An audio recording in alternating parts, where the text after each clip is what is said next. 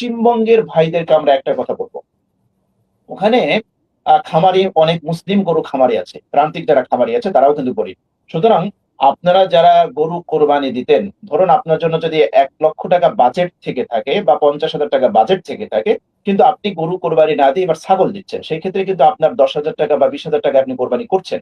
বাকি যে আপনার 40-50 হাজার টাকা বেঁচে যাচ্ছে, সেক্ষেত্রে আপনারা এই টাকা দিয়ে যে সকল মুসলিম খামারিরা আছে সারা বছর যারা গরু লালন পালন করেছিল কোরবানির আশায়, তারা কিন্তু বিপদে পড়ে গেছে, মহা বিপদে পড়ে গিয়েছে।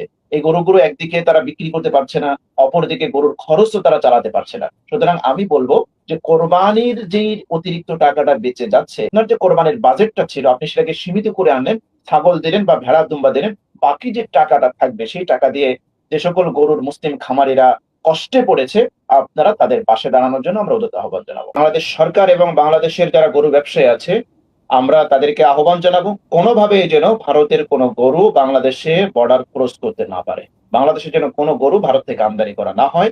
এই বিষয়গুলো অবশ্যই আমাদেরকে খেয়াল রাখতে হবে। আমরা সরকারকে উদাত্ত আহ্বান জানাবো তারা যেন কঠোর নজরদারিতে রাখে, যাতে ভারতের কোনো গরু যেন বাংলাদেশে প্রবেশ না করে।